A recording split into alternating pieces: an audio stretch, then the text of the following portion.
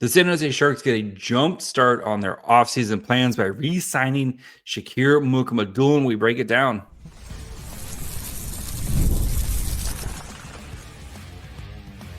You're Locked On Sharks, your daily podcast on the San Jose Sharks, part of the Locked On Podcast Network, your team every day. Hello, welcome to Locked On Sharks, the premier hockey podcast covering your favorite team in the Bay Area.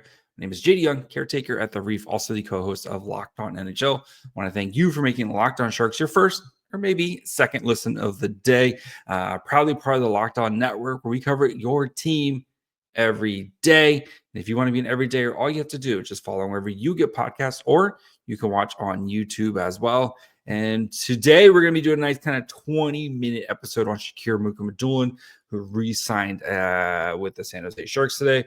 We're going to kind of break it down, what this means for Mukhamadullin, kind of why the Sharks might just slightly got a deal here.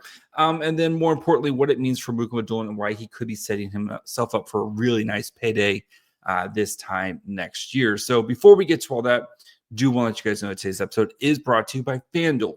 Right now, new FanDuel customers can get $200 in bonus bets if your first $5 bet wins. All right, Shakir Mukhamadullin re-signed the RFA, re-signed for a one-year deal at $1 million with the San Jose Sharks. And you're going to, this was kind of rumored for the past, week or so that he would probably be resigning soon. And you're probably going to see a lot of news and transactional stuff over the next kind of course of the week, especially maybe this weekend, as we have the NHL Combine next week, right? And this is kind of the first time that GMs and agents and kind of everybody's all in the same place. So can kind of put some of these finishing touches on some of these deals or whatever's been kind of worked on. So don't be surprised if you see, and we've already kind of seen throughout the NHL landscape right now, Tyson Forster got re-signed today. Like, you're starting to kind of some nuggets and stuff starting to come out here. So, but for Mukhamadullin, right? 1 year deal is very much kind of a bit of a prove it deal and a bit of a bet on yourself type of deal for Shakir Mukhamadullin. So let's kind of break down Mukhamadullin's season before we look ahead. Mukhamadullin, of course, started this season on IR.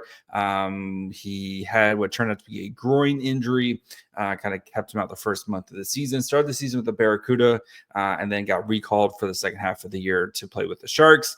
Of course, ended the season on IR with an injury because of a Frank Vetrano play that where he ended up having to have shoulder surgery. So, but between then the injuries, Mukhamadullin played pretty well this year. So with the Sharks, he played 30 games, had 2 goals, 7 assists with 30 shots on goal, averaging about 18 minutes of time on ice.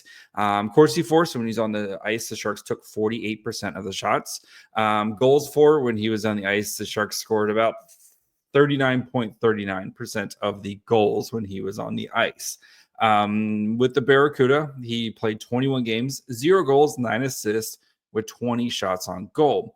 And about midway through the season, and kind of right before Mukhamadullin was recalled, I did a whole thing like, what's up with Mukhamadullin, right? Because you didn't really see the offense that we had seen the previous year from Mukhamadullin.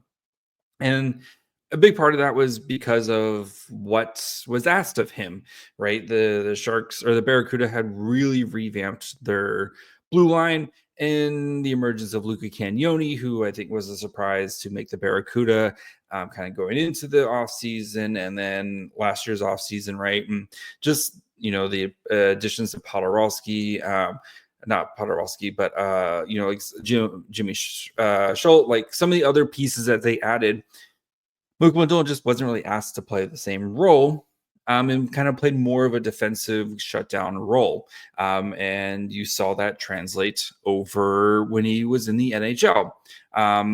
His evolving hockey card, he didn't play really enough games to qualify kind of for, like at the percentiles and stuff, but played around second pairing minutes, had good defensive numbers. The offensive numbers weren't there, which is what you would expect, right? For younger players, especially defensemen, right? They're going to focus on don't make a mistake. and eventually the offense will come. But he had good offensive numbers, good numbers in the, was on the verge of having good numbers defensively in his small sample size. Was projected as a 50% WAR player, 78% even strength defense, 75% on the PK. Was good on penalties. Didn't face the toughest competition and had a little, decent teammates as well. But I think for Mukhamadullin, you saw a player who played really well in those limited minutes and in the opportunity that he had. Looking ahead at his hockey stat card, again, the defensive rating is a plus here at a plus 0.3, offensive rating at a minus 3.6, which is what you would expect, right, for Mukhamadullin. And as I think he's going to be a little bit of a slow burn when it comes to getting the offense going. And you did see some sustained offense there with him, and he was putting up, points, having, just 4 out of 6 games with points, stuff like that, but not kind of driving the offense. I would say is a fair assessment for Mukhamadullin this season. As for his usage chart, he was given mostly defensive deployment, but kind of did face a little bit weaker competition, but he did well in his role and kind of average top 4 two-way defenseman. It was kind of the role that he kind of carved out for himself and before his injury. So again, like for Mukhamadullin, I think if he doesn't start the season injured with a groin injury, and we know with those groin injuries, right, you really can't do anything until they heal. And if you tried, I think what happened, right, was he tried to push it too soon, prolong the injury, and then he missed a bunch of time at the beginning of the season. But if he doesn't have that injury, we're probably looking, I think, Mukhamadullin, at the way he was playing before he got hurt at the end of the season. He was really coming along, especially that game against Anaheim was one of his best games in a while before he actually got hurt. He was balling out that game, to be honest. That's what really sucked about that game, was that he was playing really, really well that game. And unfortunately, right, we know what happened there. So, but Mukhamadullin, I think coming out of the season, you feel like he is definitely, trending to be a core piece of the Sharks blue line. And it has been a little bit longer development with him. But it feels like I would say it's pretty safe to say you can kind of pencil him in to next year's starting lineup. Like, he should be on the opening night roster for the San Jose Sharks. And if he isn't, there's either catalyst or a monumental shift in the personnel on the back end, or something went terribly, terribly wrong for Mukhamadullin. So as for the contract itself, at 1 year, $1 million, slightly undervalued for what Evolving Hockey had projected. So they projected most likely he was going to sign a 2-year deal at $1.3 million, which would make a lot of sense, right? You look at Henry Thrun, who last year signed a 2-year deal at $1.1 million, or signing Mukhamadullin to a 1-year deal at $1.1 million. So slightly undervalued for Mukhamadullin compared to what you might expect, but this could be potentially setting him up for a very nice payday next year. So we're going to talk about that next and kind of talk about what should be expected of Mukhamadullin this upcoming season and why he could be in line for a pretty healthy payday next offseason. So we'll get to that here. Just 1 second.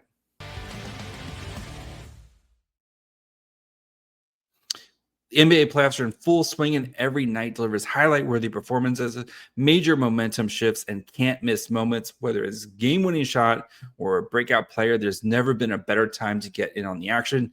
FanDuel makes it easy to stay in the game before tip-off and live. With player props, performance trends, and same-game parlays, fans have more ways than ever to play smart and win big. SGA versus Halliburton sounds like a really fun finals matchup to me. So I would just kind of, try to combine points for those two players. And if one guy goes off, you're probably having yourself a pretty nice night. So if you're new to FanDuel, it's a perfect time to sign up. Head to FanDuel.com and place your first $5 bet. If it wins, you'll get $200 in bonus bets. Make every moment more with FanDuel, official sports betting partner of the NBA. All right, before we finish up here, of course want to thank you for making Locked On Sharks your first listen. If you haven't yet, perfect time to subscribe as we continue to get you guys ready for the off season. We got one piece of business done for the off season, so check. But we got plenty of free agents to sign. The Sharks still have a lot of cap space to try to spend, and of course, the second overall pick in the draft. So make sure you follow along wherever you get podcasts, and of course, you can watch on YouTube as well. Okay, what's next for Mukhamadullin, right? And we kind of started to touch on it, but Mukhamadullin should be projected to be a top 4 defenseman for the San Jose Sharks next offseason. Just as a reminder, here are the defensemen currently under contract with the Sharks this going into the offseason right now. So you have Mark-Edward Vlasic in a $7 million in the last year of his deal. That contract is not going anywhere. Mario Ferraro at $3.25 million, also in the last year of his deal. Timothy Liljegren, $3 million, also in the last year of his deal. Vinny Desharnais, $2 million AAV, also in the last year of his deal. Henry Thrun at $1 million, also in the last year of his deal. And then Shakir Mukhamadullin at $1 million. Of course, Jan Ruda, UFA, and Jack Thompson also an RFA as well. But so it's pretty safe to say for Mukhamadullin, no matter what else the Sharks do, he should be looked at as a projected top 4 defenseman for the Sharks going into this season. And the way that he's been playing, and especially the play in his defensive zone, has gotten better and better since he's gotten to San Jose. Mike Greer has raved about Shaq all the time. Mukhamadullin is well on his way to kind of solidifying himself as a big piece of the Sharks' future. The big thing with him, right, is the health. Of course, he missed the end of this last season because of an injury. Again, I'm not holding that against him. Missed the beginning of this season because of an injury. Missed the end of the previous season with the Barracuda with an injury. So it's very much, if the dude can stay healthy and when he's on the ice, he's been a very good player for San Jose, whether it's in the Sharks or with the Barracuda. And if he stays healthy and he gets more comfortable, I think we're going to see that offense start to uptake a little bit here. And again, I do project the Sharks to be active and aggressive and hopefully trying to overhaul the blue line because it desperately needs it. And whether that's shipping players out or whatever it is, I feel like Mukhamadullin should be a big piece of what the Sharks are doing with it. So I expect him to be, his days with the Barracuda are done. I expect him to be a top 4 defenseman for the San Jose Sharks this season, and I expect him to play big minutes, and hopefully, kind of like as we were seeing at the end of the season, should be around a 20-minute a night type of player where he's playing on the penalty kill, or he's playing 5-on-5 even strength, and maybe starts to kind of see a little bit ramped up of some of the competition he faces, and hopefully finding him the right partner. But I do think he's well on his way to kind of establish himself as being a legitimate NHL player. What does that mean for him for next year? And he's still going to be an RFA. And if Mike Greer wants to kind of play the RFA game with him, he is more than within his rights to do that. But I think if Mukhamadullin has a season that we're all kind of expecting, right? And again, 20 minutes a night, you're going to hopefully see a little bit of taken offense there, but you watch him, you're like, that's an NHL player, right? He should be looking to sign him for a 4 or 5 year deal after that. And you kind of point to the Mario Ferraro contract of being like, that Mario Ferraro contract coming off the books. Yes, the cap's going up, but would you be, if Mukhamadullin has a season that we expect, a 4 or 5 year deal, maybe around $3.5–4 million for the next couple of seasons? I think that's a very reasonable contract for both Mukhamadullin, who I don't think is going to be a huge offensive point getter for the Sharks. And for San Jose, who again is going to have next year going to have $1 billion in cap space, but you need to start locking up and committing to some of these young players. And if Mukhamadullin has the season that we expect, I think that's probably the route you're potentially looking at for him. And if he doesn't, and he continues to have issues being injury and stuff like that, then you can just kind of continue to play the RFA game and sign him to 1 or 2 year contracts and just let things play out until you kind of kick the can down the road until you have to kind of decide what to do with him. But I do think this is a really nice contract for both parties, right? For Mukhamadullin, you're betting on yourself. You know you're pretty much penciled in to be an NHL player next year, right? And there's not a lot of competition right now for you to kind of emerge as one of the best defensemen on the team.